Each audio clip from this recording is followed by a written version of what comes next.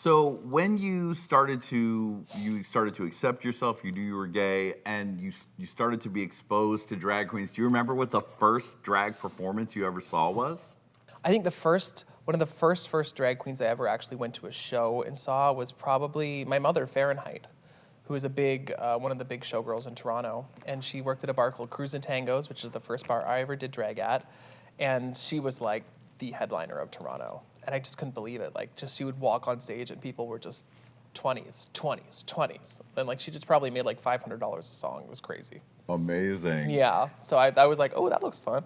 And so you were already in a world of point shoes and tight clothing and beautiful shapes and lines. Yes. So it didn't seem like too far of a step to get into drag yourself.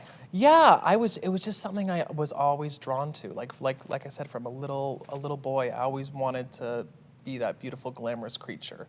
And when I was in ballet school, I discovered Ballet Trocadero, which I later danced with, which is an all-male ballet company that does the male and the female roles, so essentially drag ballet. And that's kind of, I knew what I wanted to do with my ballet career, because I was never interested in being a male dancer. I didn't care. I wanted to be beautiful. I wanted to be the swan. I didn't care about any of the male repertoire, any of the male steps. Like, I didn't give a shit. Right. I just wanted to be beautiful. That's what I was there for. Lift me up. Yeah, like I did the most. Well, no one was lifting all this up. Winning Miss Continental, honey, especially is as a boy. No joke. No, I think I'm one of a very small group of boys to ever win it. I mean, it's known as like the goddess pageant, and most of the winners and competitors are just these beautiful, beautiful trans women. And there are boy queens scattered in, but it's known for the trans women that go into it. And well, Naisha won too, Naisha Lopez. Yeah. She actually crowned me Miss Continental. That's so we had great. back-to-back boys. Yes, the two great queens. Very shocking for Miss Continental. That means you really must have done it. Oh yeah, the girls were not happy. It was crazy. And I mean, that's really what changed my life, because I got from Miss Continental, the owners of Play Dance Bar in Nashville were there, and they offered me a job. And sponsored me for a work visa. So that's kind of what got me back into the States after 3-4 years in Canada. And then that's what allowed me to apply for RuPaul's Drag Race, and that's kind of where it all snowballed from.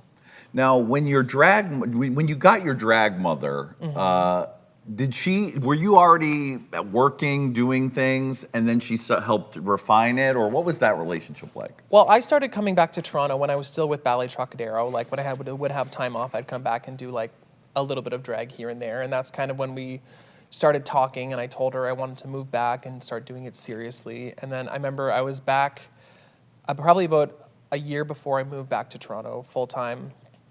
I came back and I was doing a show, and she had me at her show, and she's like, okay, I'm going to bring you on next. And I was like, okay. And at the time, my name was Bianca. Oh. Just Bianca. Sorry, Bianca Del Rio. Just Bianca, mind you, because I was that creative with the names. Right. So I was waiting to come on, and I'm in the back room, and she's like, please welcome to the stage my newest drag daughter, Brooke Lynn Hytes. And I was just like, who is she? Who is she? Where is she? Where's your other daughter? And my sister Alicia was like, girl, she's talking to you. And I was like, what? Oh, shit. So up I went, and that's how I got named. She just named me. She's like, that's your name now. I was wow. Like, okay. By proclamation. Yeah, it was very that. I was like, cool. Let's party. What was that first number? That was not my first number drag. The first number I ever did as Brooke Lynn Hytes, I believe, was Before He Cheats by Carrie Underwood. Wow. And the only shake and go screen door lace front wig from the beauty shop with the tight Taylor Swift curl. I think honey. I had a gold. I posted a picture on my Instagram of it actually recently. It's like a little gold strapless mini dress, just very mall drag. Yeah. Well, your drag certainly stepped up when you started to go into pageants. Yes. That's when you really start to have to find your team, I guess. Yeah. You know what? My drag really started getting elevated when I moved to the States. Like, I was doing pageants and stuff, but Toronto is like, you just do so much drag there. And like, the bar I was working at, I worked there 3 nights a week probably, and it was me and another girl for our show. Our show was 2.5 hours, and we had to fill that 2.5 hours, just the two of us. So I probably would do about 16 numbers a night. Wow. And Toronto's known for that. It's called marathon drag. And like, you will go on, you will do 4 numbers back to back in a costume. You'll talk, you'll go off, the other girl will go on, and you change into something else. So, and I was a dancer, so everything I owned was a leotard or a catsuit. And I mean, when you're doing that many numbers, like, the looks are not exactly the first thing on your mind. Yeah. You're interested in like performing and getting through it and like being comfortable and being able to actually do stuff. So when I moved to the States, when I moved to play, and I was on like a real cast and I only had to do 3 or 4 numbers a night as opposed to 16, that's when I was like, oh shit. Like I moved down there and I thought I was the one. I was sickening. I was Miss Continental. Yes, of course. And then I got there and I was like, oh. In Toronto, I was the one, but here, I fucking busted. They're not playing around No, at play. and they all had looks every number, big hair, the costumes, and I had my little like bodysuit every number. And that's kind of when I started delving into looks more. And it was when you were working at Play, that's when you got closer and closer to Drag Race. But before we talk about that, make sure that you're following us on all social media at Hey Qween TV. That's Facebook, Twitter, Instagram, etc., etc., etc. Ding. All right, now, Brooke, it's time to get into it. Get into it. Get into it.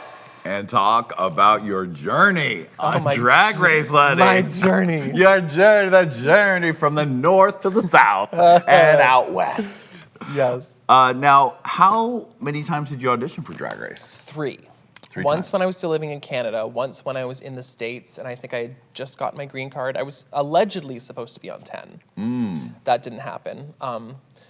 Nothing worse than when you're real close. Bitch, it was the worst. It was. I remember being so gutted. Like, I didn't get that far, but I got far enough that I was like, ugh. Yeah, any then response at all is like, oh my God. And then it was just nothing, and I was like, it was like heartbreaking. Right. Because they're like, did I do something wrong? Well, and then I finally got on 11. Do you think that tape was different in some way? No. No, it was just as good. They were the same. They were the same, but I always say, like looking back, it's so great when you almost get on and you don't get on. And every year you don't get on is really a blessing because it's one more year that you get to polish yourself up a little bit more and you get to be a little bit better.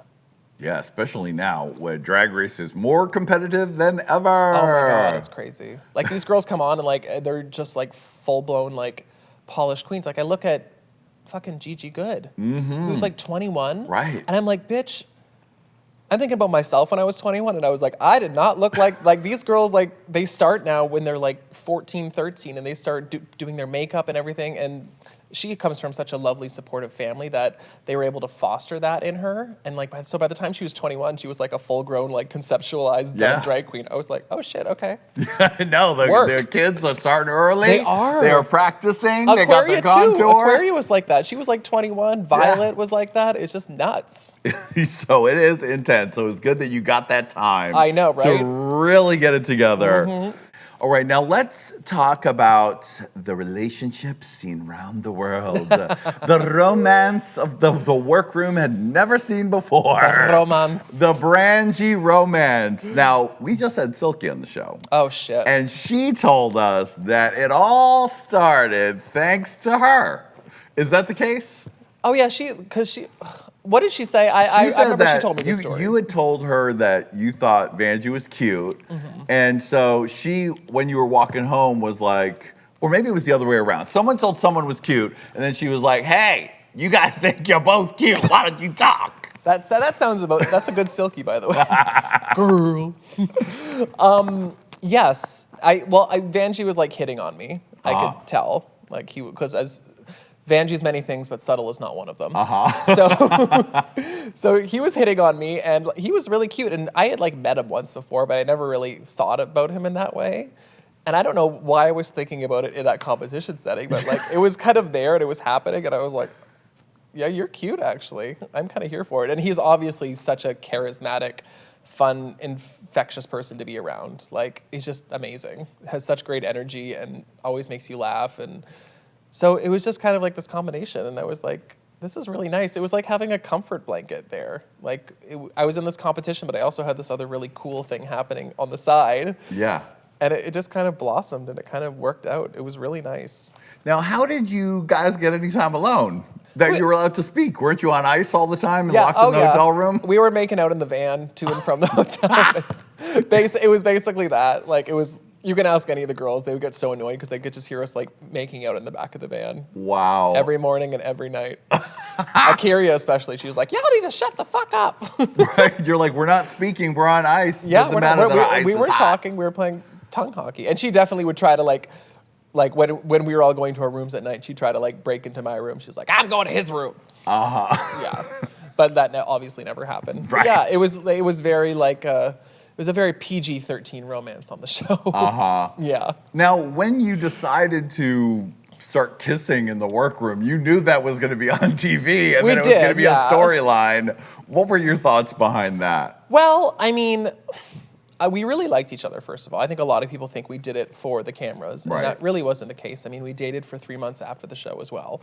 And we just liked each other, but we were very careful to not let our romance interfere with the competition. Like, if you notice, we never picked each other for challenges. Like, we were very, like, we kept it separate. Like, there was no favoritism or anything like that. Like, when we were in that workroom, it was business. Right. Because you must have been a little torn being like, I'm here to win. I can't be Oh, we were tied up both in there. emotions. We were both there to win, and we both knew that. So, like, we were just there to do the best we could. Right. Yeah. And make all the other girls annoyed. And make everybody else annoyed. Because everybody else is going through their own stress without somebody to love on and kiss on. I know. That's what I'm saying. It was nice. It was like having, like, it was like a comfort blanket. Bonus. It was amazing. It was a perfect bonus. Now, did you find that the pressure of having everybody see you, give you nicknames, like once it was airing, was something that was difficult, or you had already ended the relationship by then? It was a little difficult. I mean, by the time it aired, we had broken up. We were Right. still friends. It was just, we realized, like, with our schedules and everything, it just probably wasn't going to work out, and we both really wanted to stay friends. But it was still hard to, like, see it, but we both also knew it was coming. Yeah. And it was actually nice to see it. It was nice to see, like, the way we were. Right. The way we were. It was nice. It was sweet. It was very sweet because we had a lot of, like, nice little moments, and, like, there's a lot of joy and comfort there. And he's someone I'm still very good friends with, and I talk with, we message almost daily. We love to send each other animal videos. Oh yeah, I Just love animal videos too. back and forth of, like, little pigs and ducks and everything. We're those people. Now, you managed to avoid a lot of drama in the workroom, really. You seemed like you were really focused. Yeah, I'm the kind of person, I think everyone was like, you don't have any personality, and I do. But like, when I first get somewhere and it's a bunch of people, I'm not one of those people who's like, look at me, like a lot of the other people on our cast were. Right, you had a lot of those. We had a lot of big cast this year, personalities. a lot of big ones. And especially when there are a lot of big personalities, I tend to, okay, I'm gonna step back a little bit, and I like to observe everybody and like read the room and like watch people. I'm a people watcher. So that's kind of what I was doing for the first little bit of the season. I was watching people and sizing them up and because I knew things were coming. I knew that reading challenge was coming, so I had to writing shit down in my notebook. and so many of the girls were like reading each other, but they were telling each other their reads. They're like, oh, if we get to the reading challenge, I'm gonna say this to you. And I was like, and that's why we got to the reading challenge and everyone was horrible. Right, it was one of the worst reading challenges ever. Because literally we would be in the van and people would just be like, this is my read for you. Well, this is my read for you. And I was like, this is not how this works. Right, you're supposed to gag them. Yeah, you're supposed to gag them. So I kept very quiet. But yeah, I was there to kind of focus on the competition, and I wasn't trying to start any drama. And I didn't need to because there was plenty without me. they were all ready to, there was a lot of like loud talking that season. So much. And especially like I watched 12 and then I watched and I was like comparing them. I was like, oh my God. Like we were really dramatic. Like it was like Bad Girls Club Drag Race edition.